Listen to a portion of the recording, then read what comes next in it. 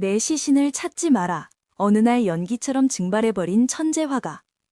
여러분, 상상해보세요. 조선 전체를 뒤흔든 천재 화가가 어느 날 아침 붓 한 자루와 술병 하나만 든 채 집을 나선 뒤 영영 돌아오지 않았습니다. 요즘으로 치면 세계적인 거장 빌 게이츠나 피카소급 인물이 흔적도 없이 사라진 실종 사건이 터진 겁니다. 1897년 장승업의 나이 55 무렵이었습니다. 제자들과 지인들이 한양 바닥을 샅샅이 뒤졌지만 그 어디에서도 그의 시신은커녕 머리카락 한 올 발견되지 않았습니다. 당시 사람들은 입을 모아 말했습니다.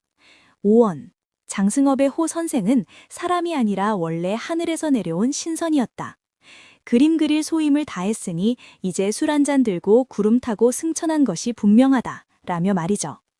사료에 따르면 그의 사망 기록은 존재하지만 묘소가 어디인지 어떻게 죽었는지 아는 이는 아무도 없습니다. 죽음마저도 하나의 예술작품처럼 미스터리로 남겨둔 이 남자, 정말 매력적이지 않나요? 여러분, 이 기막힌 이야기 속으로 더 깊이 들어가기 전에 구독과 좋아요 한 번만 꾹 눌러주세요. 큰 힘이 됩니다. 임금님의 비단보다 기생의 치맛자락이 좋다. 고종을 3번이나 배신한 배짱. 장승업의 인생에서 가장 충격적인 사건은 단연 궁궐 탈출기일 겁니다. 당시 고종 황제는 장승업의 천재성에 반해 그에게 감찰이라는 벼슬까지 내리며 궁궐로 불러들였습니다. 요즘으로 치면 무명 예술가가 하루아침에 장관급 대우를 받으며 청와대 전속 화가가 된 셈이죠. 나라에서 주는 최고급 비단과 영롱한 먹, 그리고 산의 진미가 차려진 밥상까지. 누구나 부러워할 자리였지만 장승업에게 궁궐은 창살 없는 감옥이었습니다. 그는 결국 임금이 하사한 관복을 쓰레기처럼 구석에 던져두고 담을 넘었습니다. 붙잡혀 오면 또 넘고 3번이나 도망을 쳤죠. 고종이 화가 나서 포도대장을 시켜 이번에도 도망가면 다리를 분질러 놓겠다라고 엄포를 놓았음에도 장승업은 술 냄새를 맡자마자 또다시 담장 밖으로 몸을 날렸습니다. 그가 향한 곳은 화려한 궁궐이 아니라 비린내 나는 시장터의 선술집이었습니다. 권력의 정점보다 자유로운 밑바닥을 사랑했던 그의 기행. 현대인의 관점에서 보면 정말 진정한 힙스터가 따로 없죠? 기생 소운과의 절절한 사랑. 나는 그림을 줄 테니 너는 마음을 다오. 장승업의 일생에 유일하게 가슴 깊이 남아있는 여인이 있었다는 사실 알고 계셨나요? 항설에 따르면 그가 머슴살이를 하던 시절부터 마음을 두었던 소운이라는 여인이 있었습니다. 그녀는 빼어난 미모와 지성을 겸비한 기생이었는데 장승업은 그녀 앞에서 많은 거친 욕설을 멈추고 수줍은 소년이 되었다고 합니다.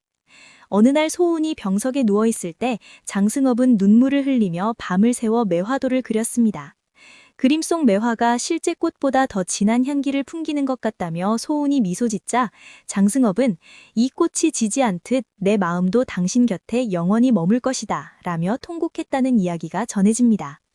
하지만 신분의 벽과 장승업 특유의 방랑벽 때문에 두 사람은 끝내 결실을 보지 못했습니다. 소운이 다른 세도가의 첩으로 가는 날 장승업은 사흘 밤낮을 술로 지새우며 자신의 손을 돌로 찍으려 했다는 일화는 듣는 이의 심금을 울립니다. 내 아내는 부시요, 내 자식은 술병이다. 비혼주의자의 원조? 여러분, 요즘 비혼주의가 유행이라지만 장승업은 이미 150년 전에 철저한 비혼주의자로 살았습니다. 주변에서 선생님, 이제 정착해서 가정을 꾸리시죠 라고 권유할 때마다 그는 컬컬 웃으며 이렇게 답했습니다. 세상 천지가 내 집인데 왜 좁은 방구석에 갇히려 하느냐. 나에겐 붓이 아내요, 술이 자식이며 사방의 산천이 내 정원이다. 그는 여인을 좋아했지만 결코 소유하려 하지 않았습니다.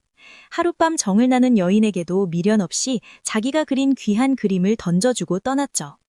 요즘 가치로 치면 수억 원짜리 수표를 팁으로 주고 나온 셈입니다. 그는 자신을 구속하는 모든 체제로부터 도망쳤습니다. 가족이라는 책임감조차 자신의 예술혼을 갉아먹는 독이라고 생각했던 걸까요?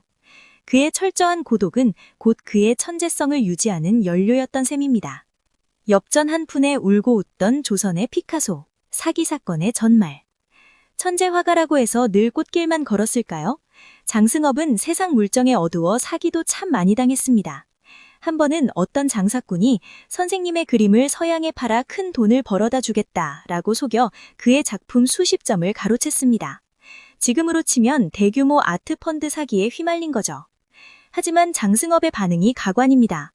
나중에 사기꾼인 걸 알고 난 제자들이 몽둥이를 들고 찾아가자 장승업은 술잔을 기울이며 이렇게 말했습니다. 허허, 그놈이 내 그림을 가져가서 밥이라도 배불리 먹었다면 그것으로 되었는 것 아니냐. 어차피 내 손끝에서 또 나올 텐데 무엇이 걱정이냐.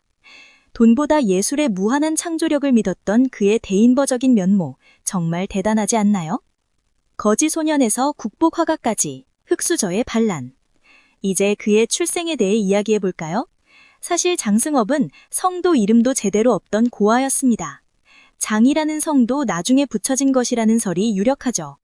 1843년 무렵 태어난 그는 부모를 일찍 어이고 떠돌이 생활을 하다가 역관 이응현의 집에서 머슴살이를 시작합니다. 요즘 같으면 초등학교도 못 나온 무스펙 청년이었지만 그는 주인집 서재에 걸린 추사 김정희의 글씨와 중국 거장들의 그림을 어깨걸머리로 보며 천재성을 깨웠습니다. 어느 날 주인이 출타한 사이 몰래 붓을 들어 그린 그림을 보고 이응현은 경악했습니다. 이것은 사람이 그린 것이 아니라 귀신이 그린 것이다 라며 무릎을 쳤죠.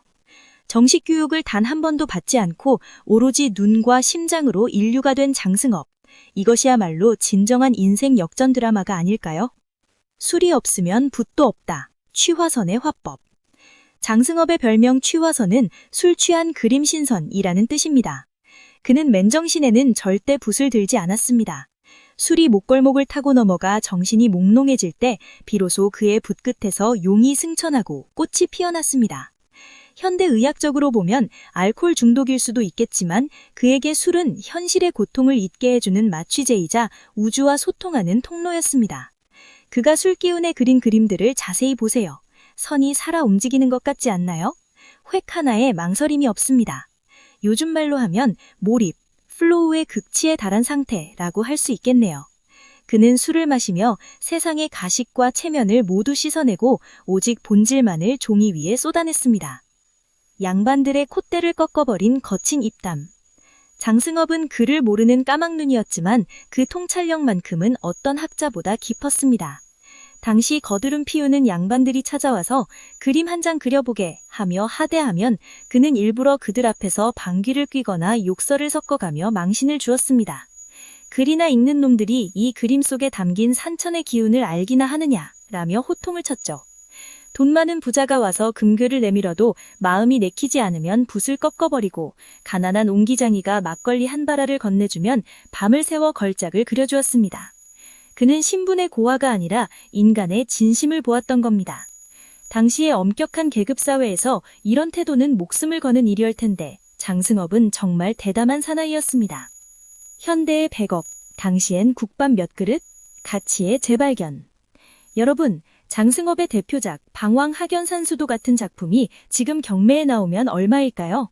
상상조차 하기 힘든 천문학적인 금액일 겁니다.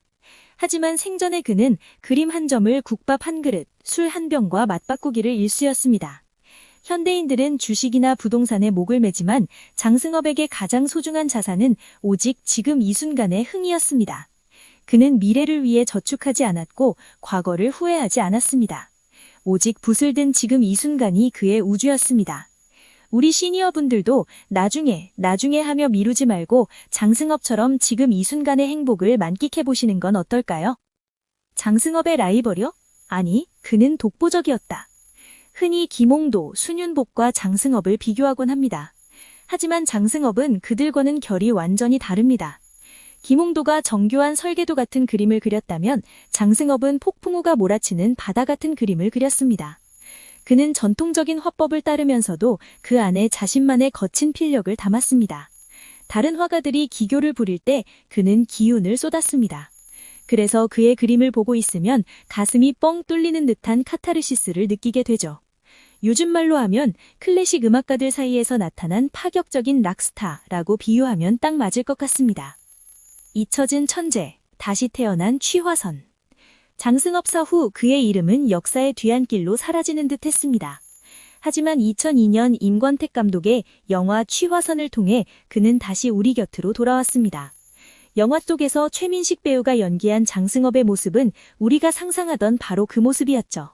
기와지붕 위로 올라가 술병을 나발불며 세상을 조롱하던 그 모습. 사람들은 그제서야 깨달았습니다. 우리가 잊고 살았던 열정이 무엇인지, 진정한 자유가 무엇인지를 말이죠.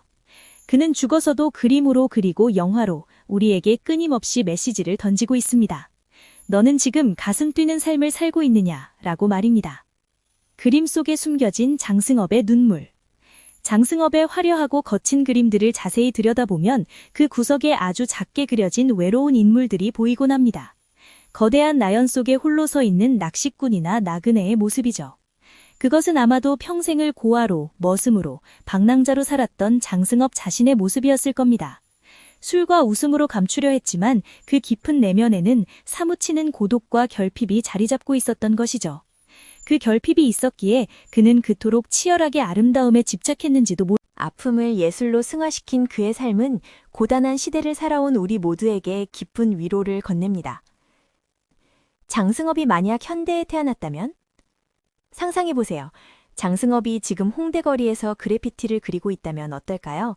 아마 경찰들이 쫓아오면 담을 넘어 도망치고 클럽에서 술을 마시며 벽면에 신들린 듯 그림을 그려넣겠죠.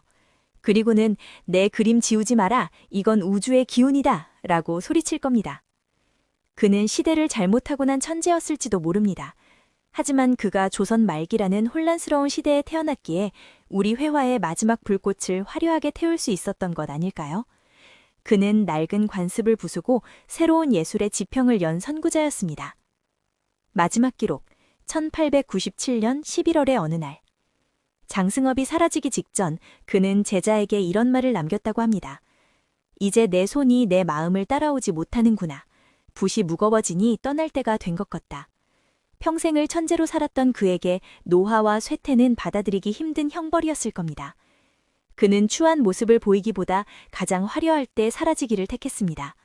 시신조차 남기지 않은 그의 행방불명은 어쩌면 그가 기획한 마지막 퍼포먼스가 아니었을까요? 나는 죽지 않는다. 다만 그림 속으로 걸어 들어갈 뿐이다. 라는 무언의 선언처럼 느껴집니다. 여러분, 여러분의 마음속에는 어떤 장승업이 살고 있나요?